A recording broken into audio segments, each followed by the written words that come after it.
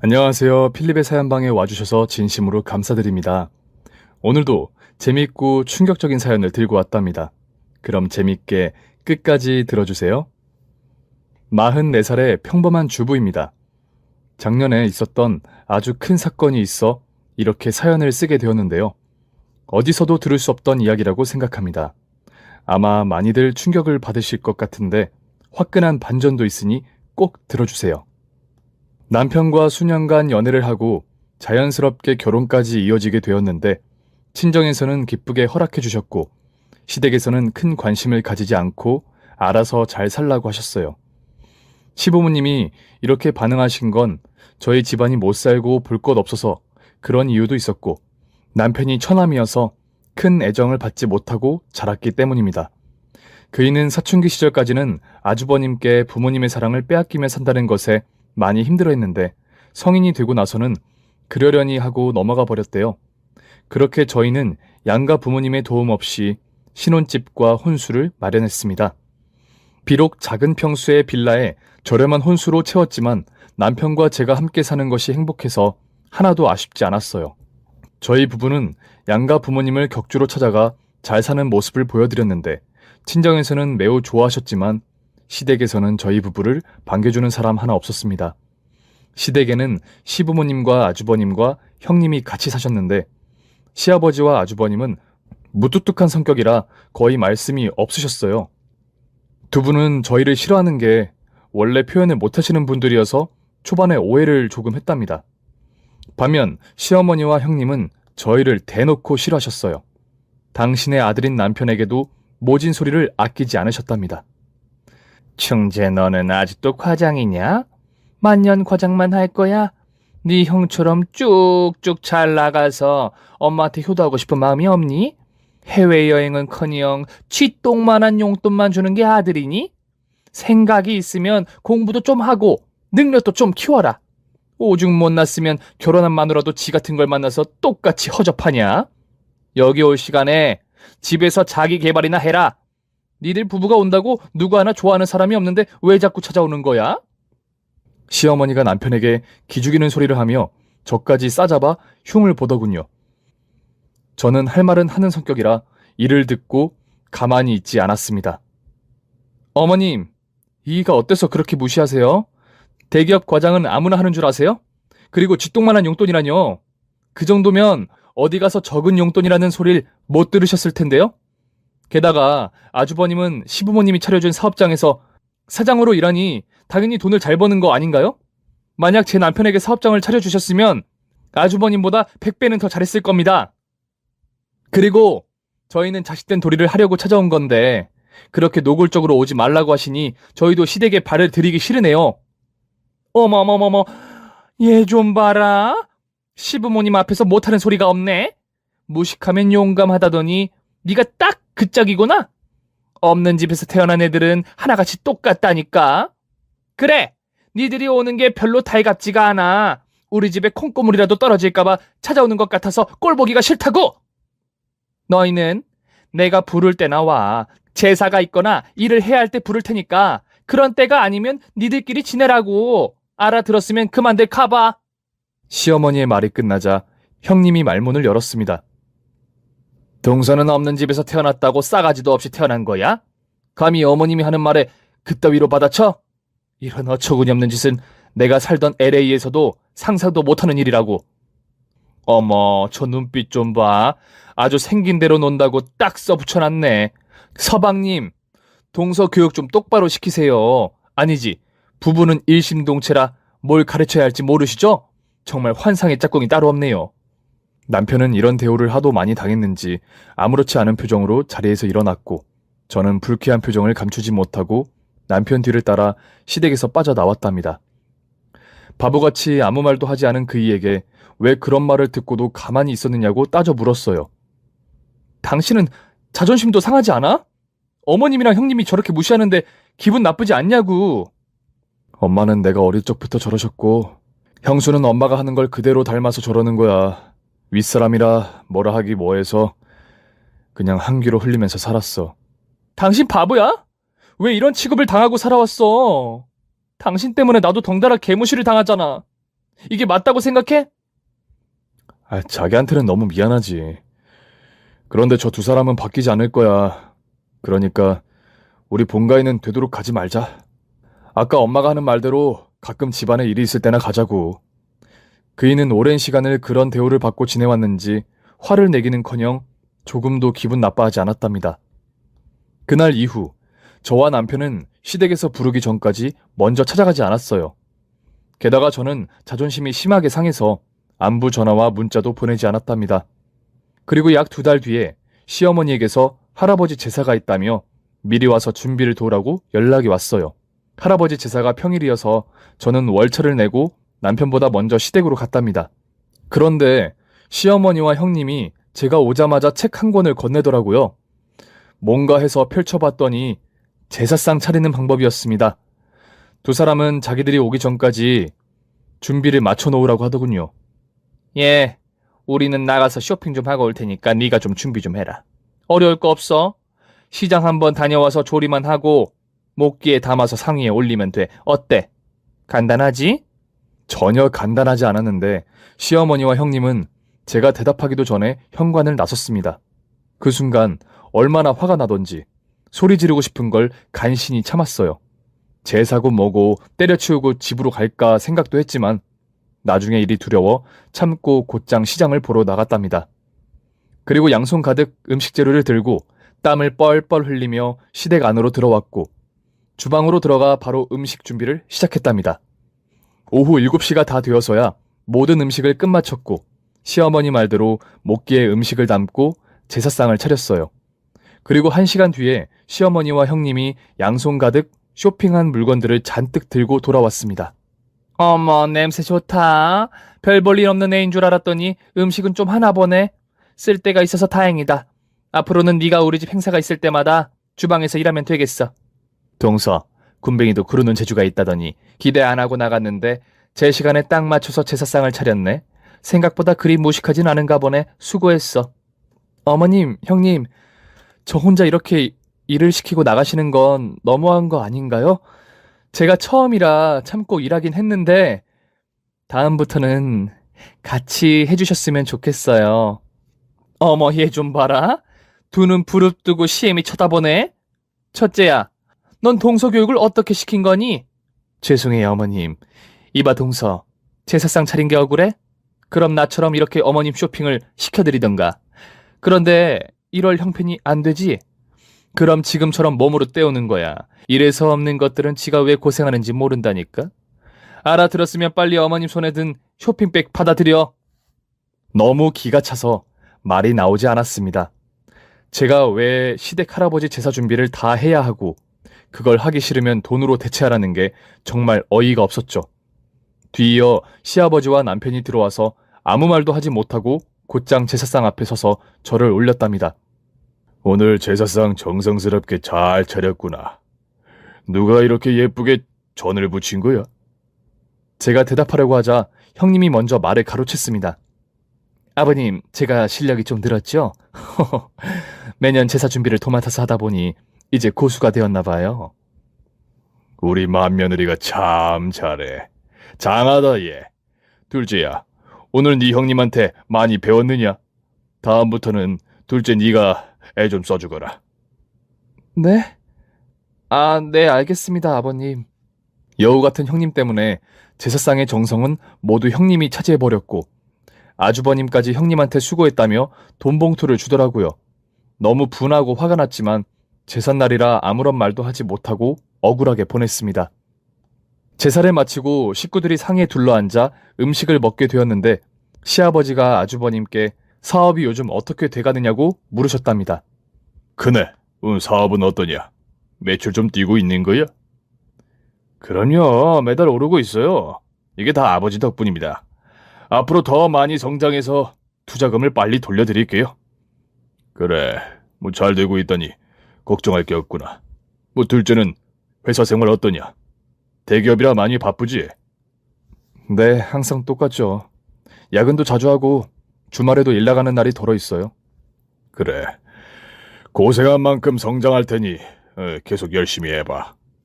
시아버지가 덕담 한마디씩 하고 넘어가려는데 시어머니가 코 빠뜨리는 말을 시작했습니다. 큰애는 당연히 걱정이 없죠. 걱정은 둘째예요. 말만 대기업이지 생 노가다랑 다를 게 없다니까요. 사무실에 앉아있는 시간보다 현장에 나가 고생하면서 일한다고요. 지 형의 반만 닮았어도 더 좋은 데 취직했을 텐데. 이래서 형만한 아우가 없다는 소리가 있는 거라고요. 얘 둘째, 너도 사업해보는 게 어떠냐? 사업이요? 글쎄요, 누가 사업 자금을 대주지 않는 이상 제 힘으로는 어림도 없어요. 그 순간 제가 말을 끼어들었습니다. 아주버님처럼 아버님이 투자해주시면 가능하겠네요. 아마 제 남편은 아주버님보다 더 잘하실 거예요. 여보, 왜 그래? 쓸데없는 소리 하지 마. 뭐라고? 우리 큰애보다 둘째가 사업을 더 잘할 거라고? 지나가는 개가 웃겠다. 얘네 형제는 극과 극이야. 큰애는 어릴 적부터 엘리트였다고. 공부머리만 좋은 게 아니라 글짓기, 그림, 운동, 어디 하나 빠지는 게 없는 만능 엔터테이너라고. 그런데 네 서방은 공부 말고 할 줄 아는 게 하나도 없어. 그러니 공부만 해서 개나 소나 다 가는 대기업에 취직한 거지. 쟤는 남한테 월급 받아먹으면서 살팔자야. 그러니까 쓰잘데기 없이 사업 투자라는 소리는 다신 하지 말거라. 시어머니는 같은 아들인데도 심하게 차별하셨어요. 지금 다 큰 자식들에게도 이 정도니 과거를 생각해보면 이보다 더 훨씬 심할 거라는 생각이 들었답니다. 시모가 그렇게 쪼아대자 형님이 덧붙여서 제 남편에게 무시하는 발언을 이어서 했고, 시아버지와 아버님은 묵묵히 제삿밥만 드시고 있었답니다. 제 남편은 여전히 기분 나쁜 기색이 하나도 보이지 않았어요. 마치 다른 식구 마냥 귀를 닫고 있는 것 같더라고요. 저는 이후에도 남편에게 할 말을 하고 살자고 설득해봤지만 식구들과 어느 정도 선을 긋고 지내자는 말만 하며 별다른 대답을 하지 않았습니다. 그래서 앞으로는 오늘처럼 바보같이 혼자 제사상을 차리는 일은 다시 하지 않겠다고 다짐했답니다. 누구에게 잘 보일 필요도 없이 있는 둥 마는 둥 하는 며느리가 되어야겠다고 말이죠. 그런데 시댁 식구들의 태도가 180도 변하게 된 일이 생겼습니다. 제가 이듬해 아들을 낳게 되면서 상황이 역전이 되어버린 거죠. 무뚝뚝한 시아버지도 온갖 차별을 하시던 시어머니도 모든 관심과 사랑이 제 아들에게 돌아갔답니다. 덕분에 형님은 시어머니 마음속 순위에서 밀려나게 되었고 시샘과 질투가 생겼는지 저에게 자주 시비를 걸었습니다. 동서, 시댁에 와서 너무 티내는 거 아니야? 자기가 아들 낳았다고 너무 당당하게 나오는 거 아니냐고. 형님, 그게 무슨 말씀이세요? 시부모님이 손주가 보고 싶다고 해서 데리고 왔는데 무슨 티를 냈다고 그러세요. 이거 봐. 하나는 알아도 둘은 모르지. 동서, 내가 불임이라는 거 몰라? 빤히 알면서 내 앞에서 그렇게 아들 낳은 티를 내야겠어? 아무리 시부모님이 손자를 보고 싶다고 해도 그렇지. 이렇게 매일 시댁에 뻔질나게 드나드는 게 말이나 돼? 그리고 동서가 엄마인데 왜 자꾸 시어머니한테 육아를 맡기는 거야? 아들 낳았다고 눈에 뵈는 게 없어? 형님, 그건 시어머니가 손자를 돌보고 싶다고 하도 졸라서 그런 거예요. 제 입장에서는 어머님 제안을 거절하기가 그렇잖아요. 아무튼 간에 동서가 알아서 선을 지키도록 해. 내 눈에 거슬리는 일이 없도록 하란 말이야. 형님은 괜한 억지를 부리며 저를 혼내셨는데 저는 한 귀로 흘려버리고 말았답니다. 이렇게 조금 더 시부모님께 사랑을 받다 보면 제 남편에게도 사업 투자금을 줄 수 있는 상황이 올 것 같아 시댁에 자주 찾아갔네요. 하지만 넘어올 것 같던 시어머니가 계속 시아버지의 투자를 중간에서 막았습니다. 여보, 둘째는 아직 안 된다니까요. 능력이 없어서 금방 말아먹고 말 거라고요. 당신 왜 그래? 우리한테 떡두꺼비 같은 손자를 안겨줬는데 그깟 투자금이 아까워? 아무리 그래도 사업은 무리예요. 그럴 돈 있으면 큰애한테 사업 확장하라고 투자금을 더 주는 게 나아요. 참, 알았어. 당신이 이 집안 실세니 내가 뭘 하겠어? 그럼 나중에라도 꼭 지원해주자고. 그래요. 나중에 회사에서 더 크고 능력을 갖췄을 때 해줘요. 그렇게 다 된 밥에 시어머니가 코를 빠뜨렸습니다. 그런데 생각해보니 시어머니의 의견은 곧 형님의 의견이었어요. 두 사람이 비밀스럽게 속닥거리는 걸 너무 자주 봐서 그런지 시어머니를 조종하는 게 분명해 보였죠. 그런데 얼마 뒤 시어머니가 왜 그렇게 형님에게 꽉 잡혀있는지 알게 되었습니다. 두 사람의 대화를 우연히 듣게 되었죠. 어머님, 며칠 전에도 40대 남자랑 모텔 들어가시던데요? 아직도 그 남자랑 잘 돼가고 있나 봐요. 그 전에 남자랑은 두어 달 사귀다가 차버리시더니 이번 남친은 꽤 마음에 드시나 봐요. 봤니? 하여튼 너는 내 사생활을 너무 잘한다니까. 지금 만나는 남친이 밤일을 너무 잘해서 오래 사귀려고. 만날 때마다 용돈 주는 게 부담스럽긴 한데 그만큼 날 황홀하게 해주니까 아깝지가 않아. 우리 어머님 회춘하셨네. 어쩐지 피부가 더 좋아지신 것 같아요. 젊은 남자를 만나니까 예뻐지신 것 같기도 하고. 그러니? 역시 우리 큰며느리가 보는 눈이 있어. 고맙다, 새아가. 고맙긴요, 어머님. 저 부탁 하나만 해도 될까요? 부탁? 뭔데? 아범이요. 지금 사업이 조금 주춤하고 있어요. 직원들을 절반이나 잘랐다니까요. 아무래도 아버님이 조금 도와주시면 좋을 것 같은데. 뭐야? 또 도와달라고? 이번이 몇 번째냐? 안 되면 할 수 없고요. 그냥 회사 말아먹고 아버님한테 어머님 비밀을 말하고 다 같이 망하면 되겠네요. 그동안 어머님이 솥하게 만나온 남자들 제가 증거로 가지고 있는 거 아시죠? 큰애야, 내가 언제 안 된다고 했니? 그냥 몇 번째냐고 물은 거잖아. 얘는 왜 그렇게 극단적인 거야? 걱정 마라. 내가 네 시아버지한테 잘 말해서 네 남편 회사 잘 돌아가도록 만들어주마. 고맙습니다, 어머님. 역시 어머님밖에 없어요. 두 사람의 대화는 충격 그 자체였습니다. 들어보니 형님은 시어머니 약점을 잡으려고 미행을 했는지 사람을 썼는지 시어머니가 바람피운 남자들을 모두 알고 있답니다. 그걸 이용해 시어머니를 자기 손바닥 위에 올려놓은 거였죠. 전 이제야 두 사람의 관계가 왜 그렇게 돈독해 보였는지 이해가 되었습니다. 전 이 사실을 남편이나 시아버지께 말씀드릴까 하다가 한 가정이 파탄나는 걸 보고 싶지 않아 입을 다물었죠. 그렇게 세월이 흘러 제 아들이 초등학교 5학년이 되자 저희 부부는 꽤 좋은 아파트로 이사를 가게 되었어요. 역시나 시댁의 도움을 받지 않고 저희 부부의 힘으로 마련한 거죠. 제 아들은 영재 판정을 받고 학교를 마치면 영재들만 다니는 학원에 다녔습니다. 사실 저와 남편은 평범하게 키우고 싶었는데 주위에서 모두 제 아들이 천재라는 말에 혹하게 되었고 아들이 영재학원에 보내달라고 졸라대서 교육을 시작하게 되었죠. 그러자 아들은 그 학원 안에서도 가장 우수한 학생으로 유명세를 떨치게 되었어요. 학원 선생님들의 관심을 온몸으로 받게 되었죠.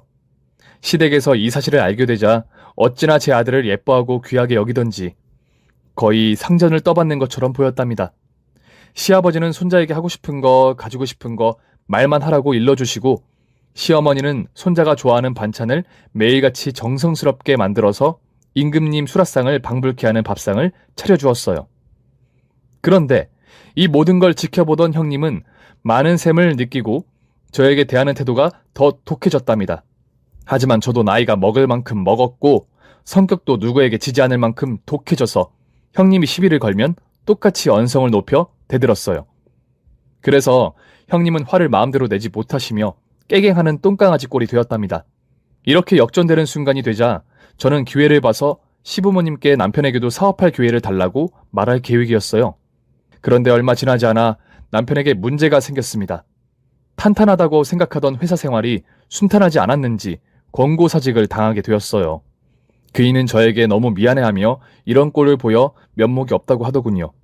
하지만 저는 어깨 펴고 고개 들라고 위로해 주었습니다. 여보, 이게 다 때가 와서 그런 것 같아. 당신도 이참에 사업을 해보는 게 어때? 사업? 사업도 돈이 있어야 하잖아. 지금 우리 형편에 그런 돈을 마련하려면 집을 담보로 대출을 받는 방법밖에 없어. 그런데 만약 사업이 잘못되면 이 집까지 날려먹는 거라고. 누가 대출받자고 했어? 시부모님께 부탁해보자. 요즘 두 분이 우리 민재를 엄청 예뻐하시잖아. 민재를 생각하면 100번이고 지원해 주실 테니까 나만 한번 믿어봐. 과연 지원해 주실까? 난 모르겠어. 아무리 민재가 예쁘다 해서 어릴 적부터 미운 털 박혀 산 나한테 그 큰 돈을 주실지 의문이 든다고. 나만 믿어봐. 요즘은 형님도 나한테 깨갱하고 있는 거 몰라? 이제 누가 진짜 머리 위에 앉아있는지 꼭 보여줄 거야. 그동안 당했던 모든 것들을 한 방에 날려버릴 거라고. 그래서 저는 며칠 뒤 시댁을 찾아갔습니다. 아주버님과 형님이 있는데도 불구하고 아주 당당하게 말했어요. 아버님, 어머님, 지금 그이가 권고사직을 당했어요. 하루아침에 백수가 되었다고요. 그래서 말인데 아버님이 그이에게 사업할 기회를 주시면 안 될까요? 우리 민재를 계속 영재로 키우려면 앞으로 들어갈 돈이 한두 푼이 아닐 텐데 두 분이 힘 좀 써주시면 안 될까요? 제 말에 시아버지는 권고사직을 당했다고? 그동안 마음고생이 얼마나 심했을꼬. 100번 1000번 내가 도와줘야지. 알겠다, 새아가. 라고 대답하셨고 시어머니 역시 우리 민재가 영재로 잘 크려면 아빠라는 사람이 제대로 된 직업을 가져야지. 알겠다. 무조건 우리가 도와줄 테니까 걱정하지 말거라. 하고 허락의 말씀을 해주셨습니다. 그렇게 룰루랄라 노래를 부르며 집으로 돌아가 남편에게 이 사실을 말해줬더니 엄청나게 기뻐하며 저를 끌어안아 주었습니다. 여보, 역시 당신 최고야. 내 인생에서 가장 잘한 일은 당신과 결혼한 거라고. 사랑해? 응? 여보. 거봐, 나만 믿으라고 했잖아. 잘 될 거라고 했지? 이야, 그럼 이제부터 사업 아이템을 구상해야겠네? 가만히 있어보자. 뭐부터 하면 좋을까? 그이는 들뜬 채로 서재로 들어가 여러 책을 펴며 어떤 사업을 할지 머리를 싸매고 고민을 시작했답니다. 며칠 동안 저희 부부는 행복한 고민을 하며 시간을 보냈고 시부모님께 사업 이야기를 하자고 연락이 와서 함께 시댁으로 향했답니다. 그리고 시댁 식구들 모두 모여 앉아 대화를 시작했어요. 그런데 시아버지의 표정이 그리 좋지 않아 보였고 형님의 얼굴은 활짝 피었더라고요. 뭔가 꿍꿍이가 있는 것 같아 긴장을 하고 시어머니의 이야기를 듣기 시작했답니다. 들째야, 우리가 너 사업하는 거 도와주기로 한 거 들었지? 그건 아무런 문제 없이 진행할 거야. 그러니 어깨 펴고 하고 싶은 대로 마음껏 해봐. 엄마, 아버지 고마워요. 저한테 이런 날이 올 줄은 꿈에도 몰랐는데 저 진짜 열심히 일하겠습니다. 그래, 사업 이야기는 이쯤에서 그만두고 우리가 너희 부부에게 긴히 할 말이 있다. 너희도 알다시피 큰애가 불임인 건 알고 있지? 그래서 말인데 민재를 우리 가문의 장손으로 들이면 어떻겠냐? 저는 살다 이렇게 끔찍한 말은 처음 들어봤습니다. 제 아들을 빼앗아 가겠다는 말을 아무렇지 않게 내뱉는 시어머니가 야속하게만 보였어요. 어머님, 그게 무슨 말씀이세요? 지금이 조선시대도 아니고 저희 아들을 장손으로 달라니요. 그럼 아주버님과 형님이 제 아들을 키우겠다는 겁니까? 흥분하지 말고 들어. 달라지는 건 크게 없어. 호적을 큰애한테 올리고 민재를 이 집에서 지내게 하는 거야. 너희 부부는 아들이 보고 싶으면 언제든지 와서 보면 되잖니? 그게 무슨 소리예요? 이거 다 형님의 계략이죠. 저를 그렇게 질투하고 시샘하더니 제 아들까지 빼앗아갈 생각이에요. 그리고 아버님, 어머님, 그리고 아주버님까지 형님 말에 휘둘려서 이게 뭐 하는 거예요? 다들 너무하십니다. 얘가 또 흥분을 하네. 이건 내 생각이야. 내가 민재를 엄청 예뻐하는 건 너도 잘 알잖니. 민재가 지내는 곳만 바뀌는 거니까 너무 어렵게 생각하지 말고 내 말대로 해다오. 그렇게만 해주면 니들이 원하는 사업을 아주 크게 지원해줄게. 말도 안 돼요. 절대 내 아들을 형님에게 줄 수 없다고요. 그럼 사업 지원은 없던 일로 하겠다. 어머님, 지금 돈 가지고 제 아들을 장사하는 거예요? 해도 너무하시네요. 저희는 사업 안 해도 되니까 민재를 빼앗아갈 생각하지 마세요. 제 옆에 있던 남편은 고개를 가로저으며 역시 이유가 있었어. 아버지나 엄마는 저한테 쉽게 돈을 줄 리가 없죠. 언제나 두 분에게는 형뿐이었잖아요. 여보, 일어나. 더 이상 말도 섞기도 싫다. 하고 화를 내고 제 손을 잡고 시댁에서 나와버렸답니다. 남편과 저는 집으로 가면서도 화가 풀리지 않아 시댁 식구들 욕을 엄청 했어요. 상식도 없는 사람들인데다가 단체로 똑같이 생각하고 있다는 게 기가 막혀서 아예 인연을 끊어버리겠다는 말도 했답니다. 그렇게 며칠 동안 시댁과의 연락을 단절해버리고 지내는데 친구 만나러 카페에 들렀다가 시어머니와 형님이 함께 있는 걸 보게 되었어요. 멀리 피해서 앉으려다가 대뜸 무슨 대화를 나누는지 궁금해서 친구에게 저를 안 보이게 가려달라고 하고 대화를 엿들었답니다. 혹시 몰라 핸드폰으로 녹음기를 켜고 말이죠. 어머님, 민재 양자는 물 건너간 거예요? 글쎄다. 둘째 애들이 완강하게 싫다고 하니 어쩌겠어.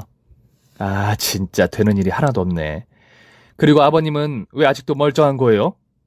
그것도 잘 모르겠어. 네 말 맞다나 음식에 독한 세제를 타보기도 했고 화약약품도 타봤는데 계속 멀쩡하네. 잘하고 계시긴 하는데 아마 점점 안 좋아지실 거예요. 그러다가 한순간에 끝날 테니까 조금 더 기다려보죠. 만약 이 일이 성공하면 아버님 재산의 절반 이상을 저한테 주셔야 해요. 지난번에 쓴 각서가 저한테 있으니까 다른 마음 먹으면 안 됩니다. 그랬다간 확! 어머님의 남성 편력을 다 까발려버려서 개망신을 주고 자식들한테 버림받게 해줄 거라고요. 얘가 또 왜 그러니? 내가 약속한 걸 지키지 않은 적이 있어? 그리고 내가 그 많은 재산을 가지고 있어 뭐 하겠냐? 난 노후 자금만 있으면 되니까 나머지는 네가 다 가져가. 대신 내 사생활은 무덤까지 가지고 가야 한다. 그건 걱정 마세요. 제 입은 1톤이 넘는다고요. 무덤까지 가져갈 테니까 제가 시킨 대로 아버님한테 독이나 잘 타주세요. 그런데 이거 잘못하다간 너와 나 감옥에 가는 거 아니겠지? 그 있잖냐, 영화 같은 데 보면 부검에서 사인을 밝히고 범인을 잡는 거 보면 우리도 그렇게 되는 거 아닐까? 아, 진짜. 어머님, 보기보다 순진하시네. 절대 걸릴 일 없으니까 걱정 마시고 시키는 대로 하세요. 그리고 다시 민재 이야기로 넘어와서 돈을 곱빼기로 준다고 말해봐요. 혹시 넘어올지도 모르잖아요? 내가 동서랑 서방님은 끔찍하게 싫은데 민재는 너무 사랑스러워서 꼭 차지하고 싶어요. 어머님도 민재랑 같이 살고 싶으시죠? 그럼 나도 우리 민재가 장손이 되면 소원이 없겠다고. 그럼 내가 다시 둘째 애들한테 제안해볼게. 지금 돈이 궁한 상황이니 어쩌면 넘어올지도 몰라. 그래요. 제가 시키는 게 있으면 제깍 처리 좀 잘 하세요. 자꾸 실망하게 하면 재미없을 줄 아세요. 알았대도. 제발 내 사생활 이야기는 그만 좀 해라. 누가 들을까봐 무섭다. 하여튼 내가 네 시아버지 일과 민재 일만 잘 해결하면 내 자료 모두 불태울 거지? 걱정 마세요. 저는 약속은 지키는 사람이니까. 두 사람의 대화는 가히 충격적이었습니다. 제 아들 민재를 빼앗아갈 계략도 끔찍했지만 시아버지를 해하려고 하는 계획은 듣고도 믿기지가 않았어요. 형님은 제가 생각했던 것보다 훨씬 바닥인 인간 쓰레기였고 시어머니는 그 쓰레기에게 약점을 잡혀 가스라이팅을 당하는 어리석은 인간이었습니다. 모든 진실을 알게 된 저는 집으로 돌아가 남편에게 먼저 녹음된 시모와 형님의 목소리를 들려주었답니다. 남편은 두 사람의 대화를 듣다 말고 화장실로 뛰쳐들어가 구토를 했어요. 심하게 역겨웠는지 속이 뒤집히고 만 거죠. 그래서 저와 남편은 오랜 대화를 하고 나서야 어떤 행동을 해야 할지 결정을 내렸답니다. 이튿날 시어머니에게서 연락이 왔고 저와 남편은 시댁으로 찾아갔습니다. 예상대로 민재에 대한 이야기를 하더군요. 둘째야, 너희들 지금 상황이 힘들지 않니?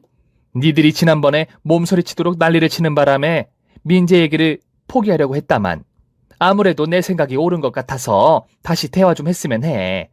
너희들이 민재를 우리 집 장손으로 내어준다면 사업자금보다 2배를 더 주도록 하마. 그 정도 돈이면 너희 세 식구가 수십 년은 먹고 살 만큼 큰 돈이야. 네 시아버지도 그렇게 해주겠다고 하니까 너희들이 생각을 잘 했으면 좋겠다. 좋아요, 어머님. 그렇게 하도록 할게요. 어차피 민재가 제 아들인 건 변함이 없잖아요. 사는 곳과 호적만 달라지는 것이니 민재를 장손으로 보내드릴게요. 그게 정말이냐? 어머머머머머머, 우리 며느리가 이제야 말이 통하네. 정말 잘 생각했다. 너무너무 훌륭한 결정을 했어. 동서, 정말 잘한 선택이야. 내가 민재는 친아들처럼 잘 키울게. 물론 동서가 친엄마이지만 친엄마 이상으로 잘하도록 할게. 고마워, 동서. 별 말씀을요. 저희도 대가를 받고 하는 일인걸요. 그럼 아버님이 이체해 주시면 우리 민재 보내드리도록 할게요. 그렇게 저는 남편과 짠 작전대로 민재를 시댁에 혼자 보냈답니다. 사실 민재를 보내기 전에 시어머니와 형님이 어떤 사람인지 미리 알려주었고 어떤 나쁜 짓을 하려는지 말해주었습니다. 민재는 똑똑한 아이라 잘 이해했고 저희가 부탁한 대로 시댁으로 들어가게 되었죠. 그리고 정확히 사흘 뒤에 민재가 병원에 실려갔습니다. 시어머니가 119에 신고해서 구급차를 타고 가면서 저와 남편에게 전해주었죠. 저희는 바로 응급실로 출발했고 30분 만에 병원 침대에 누워있는 아들과 어쩔 줄 몰라 하는 시댁 식구들이 보였답니다. 어머님, 어떻게 된 거예요? 제 아들을 데려간 지 사흘 만에 이 사달을 내신 거예요? 솔직히 말해보세요. 제 아들을 해치려고 데려가신 거죠? 엄마, 당장 이실 직고 하세요. 애가 뭘 잘못 먹었길래 구급차에 실려온 거냐고요? 의사 선생님이 밝히기 전에 당장 말하세요. 그렇게 다그치자 시어머니는 온몸을 벌벌 떨며 눈물과 콧물 그리고 침까지 질질 흘리셨답니다. 그게 말이다. 사실 네 시아버지 국그릇과 민재 국그릇이 바뀐 모양이야. 국그릇이요? 그게 바뀌었다고 왜 민재가 쓰러졌는데요? 빨리 말씀하세요. 알겠다. 사실대로 말할게. 나는 큰며느리가 시키는 대로 했어. 정말이야. 난 이렇게 될 거라고는 상상도 못했다고. 그러니까 형님이 어머님한테 뭘 시켰냐고요? 네 시아버지 국에 독성 있는 화학품을 탔어. 큰며느리가 시아버지를 죽게 하고 많은 재산을 자기한테 달라고 했어. 난 하기 싫었는데 얘한테 약점을 잡혀서 어쩔 수 없이 해야 했다고. 그러자 시아버지가 눈이 뒤집혀서 시어머니와 형님의 따귀를 차례대로 날렸습니다. 이것들이 날 골로 보내려 했단 말이지. 니들이 그러고도 사람 새끼야. 큰며느리 너 그동안 하고 싶은 대로 해줬더니 내 머리 위에 앉으려고 작정을 했구나. 감히 시아버지를 해하려 하다니 넌 끝장이야. 그리고 당신 도대체 인연한테 무슨 약점을 잡혔길래 이 사단을 낸 거야? 그게 사실은 내가 당신 몰래 젊은 남자랑 바람을 많이 피웠어요. 한두 명이 아니라 수십 명의 남자랑요. 큰며느리가 어떻게 알게 되었는지 내가 바람 피우는 증거를 모두 가지고 있어서 시키는 대로 하면서 살았다고요. 난 정말 당신을 해칠 생각이 없었어요. 해치지 않겠다는 년이 손자를 이 꼴로 만들어. 너희 둘! 내 손자에게 문제가 생기면 가만두지 않겠어. 그렇게 시아버지가 으르렁거리자 병원 응급실은 침묵하게 되었습니다. 그때 제가 아들을 불렀습니다. 민재야, 다 됐다. 그만 일어나도 돼. 아들은 눈을 뜨며 다 됐어? 그럼 연기 그만해도 되지? 엄마, 나 배고파. 아까 저녁밥 한 숟갈 떼고 기절한 척해서 배고파 죽겠어. 라고 말했습니다. 그러자 시아버지가 민재를 끌어안고 오열하고 마셨습니다. 그리고 시어머니와 형님은 모든 게 제 계획이라는 걸 알고 바닥에 주저앉고 말았어요. 저는 시아버지께 사과의 말씀을 먼저 드렸습니다. 아버님, 죄송해요. 사실은 얼마 전 어머님과 형님이 카페에서 나누는 대화를 들었어요. 두 사람이 끔찍한 일을 꾸미고 있다는 걸 알게 되어서 바로 밝히려고 했지만 두 사람이 오리발을 내밀 것 같아서 스스로 실토하게 만드는 방법을 찾다가 여기까지 오게 되었네요. 괜찮다. 아가 잘했다. 우리 민재만 무사하면 뭐가 어떻게 되었든 상관없어. 그리고 저것들이 내 밥에 독을 탔다는 걸 다 알게 되었으니 가만두지 않을 거다. 바로 철창행으로 보내버리겠어. 시아버지의 말이 끝나기 무섭게 시어머니와 형님은 무릎을 꿇고 눈물 콧물을 쏟으며 용서해달라고 사정하더군요. 하지만 시아버지는 물론 아주버님까지 두 사람을 벌레 보듯 째려보며 절대 가만히 두지 않겠다고 으르렁거렸답니다. 결국 시아버지가 직접 경찰서에 신고해 두 사람을 현행범으로 체포하게 하였고 증거를 위해 시아버지가 응급실에서 피검사를 받았답니다. 그런데 의사 선생님이 여러 독성이 발견되었다며 조금만 더 몸에 들어갔으면 치사량이 되었을 거라고 말씀하셨습니다. 그 자료를 경찰서에 제출했더니 시어머니와 형님은 살인미수죄가 적용이 되어 검찰고 기소가 되었어요. 얼마 뒤 재판이 열리게 되었는데 두 사람은 똑같이 징역 10년형을 받게 되어 교도소로 이감되었답니다. 세상에 이렇게 무서운 사람들이 저의 시모와 형님이었다는 게 아직도 믿기지가 않는답니다. 어쨌든 사건은 그렇게 마무리가 되었고 저희 부부와 아주버님 그리고 시아버지가 시댁에 모여 앉아 앞으로 어떻게 지낼지에 대해 대화를 나누었습니다. 첫째, 그리고 둘째랑 며느리야. 내가 그동안 니들 엄마가 하자는 대로 하며 살았던 게 후회스럽구나. 난 니들 엄마가 지혜롭고 현명한 사람인 줄 알았어. 그렇게 무서운 인간일 거라고는 상상도 못했다. 여하튼 서로는 여기까지 하고 내가 하고 싶은 말은 그동안 둘째에게 차별한 거 진심으로 미안하다. 이 못난 애비를 용서해다오. 입이 10개라도 미안하다는 말밖에 해줄 말이 없구나. 아버지 괜찮아요. 다 지난 일인데요. 저희는 아버지가 걱정이에요. 앞으로 어떻게 지내셔야 할지. 내 걱정은 마라. 생각해둔 삶이 따로 있으니까. 오늘 다 모였으니까 재산 이야기를 하자꾸나. 내 전 재산 중 3분의 1을 둘째에게 주고 나머지 3분의 1을 큰애에게 주겠다. 큰애는 섭섭해 마라. 그동안 네가 나에게 지원받은 걸 생각하면 그것도 많은 거니까. 아주버님은 고개를 끄덕이며 그럼요 아버지. 동생이 더 많이 받는 게 당연합니다. 라고 대답했습니다. 그런데 아버지는요?